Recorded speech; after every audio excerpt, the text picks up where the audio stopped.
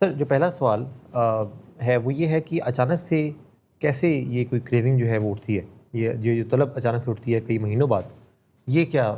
اس کے پیچھے سائنس ہے؟ پہلی بات تو یہ ہے کہ اس کا مرضی سے کوئی تعلق ہی نہیں ہے. یہ ایک جسمانی کنڈیشن ہے، بایولوجی ہے. لہٰذا جب کئی لوگوں سے میں یہ سنتا ہوں کہ اب تو ہمیں طلب نہیں ہوتی، یہ تو مسئلہ ختم ہو چکا ہے، اٹس اے ڈن ڈیل، تو میں ان کو بولتا ہوں کہ مجھے اچھا تو نہیں لگتا کہ میں آپ کو بری خبر سناؤں، لیکن یہ کسی وقت بھی یہ کریونگ چڑیل کی طرح لوٹ کے آ جاتی ہے. تو بلیوں کو کتنی دور بھی چھوڑ آئیں تو وہ آپ کو اگلے دن آپ کے گھر میں ہی میاؤں میاؤں کرتی نظر آتی ہیں. تو تیاری اس میں ہمیشہ چاہیے،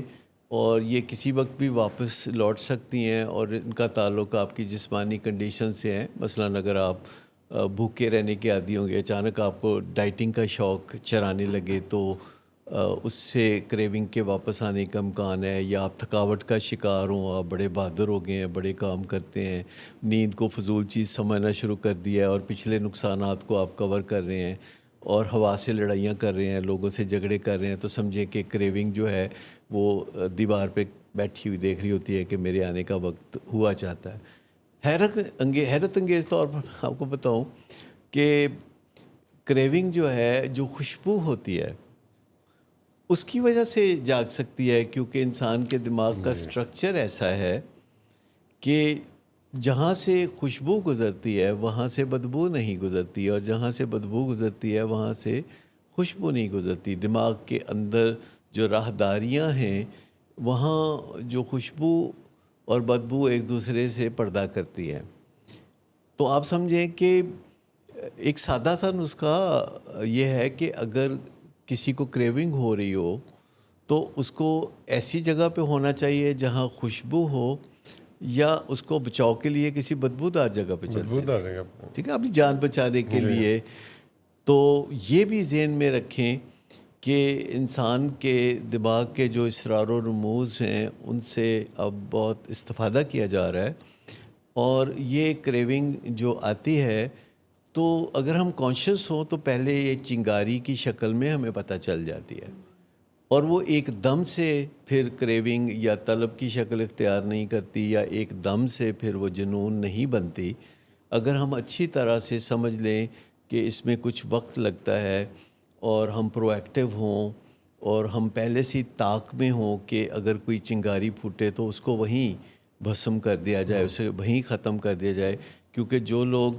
نشہ چھوڑے ہوئے کئی سال ہو چکے ہوتے ہیں وہ ہمیں بتاتے ہیں کہ نہیں اب تو مجھے کریونگ بالکل نہیں ہوتی، اور اگر ہوتی بھی ہے تو مجھے پتہ ہوتا ہے کہ میں اس پہ عمل نہیں کروں گا. کیونکہ دیکھیں کریونگ کا ہونا آپ کا قصور نہیں ہے،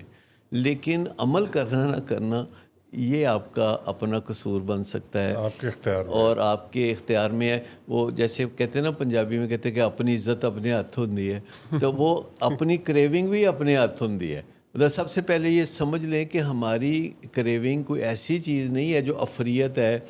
اور جو باہر سے حملہ آور ہوئی ہے اور ہمارے پاس اس کا کوئی توڑ نہیں ہے. ایسا نہیں ہے. اگر ہم رسپانسبلٹی لے لیں اور سمجھ لیں کہ یہ جو کریونگ آتی ہے تو یہ جانے کے لیے آتی ہے. اسی کے بارے میں وہ آپ نے سنا ہوگا، پھر سے مجھے چھوڑ کے جانے کے لیے. تو یہ کریونگ کے بارے میں جو احمد فراز کا جو کلام ہے وہ تو بلا رہا تھا نا، کیا آپ پھر سے مجھے، ہاں وہ وہی ہے، یہ وہی ہے، بلا رہا ہے وہ، ہاں دل ہی دکھانے، ہاں تو صحیح تھوڑی دیر، ہاں یہ سارا کریونگ کے بارے میں ہی ہے. تو ایک تو آپ سمجھ لیں کہ یہ جو کبھی جاتی ہے اور کبھی آتی ہے،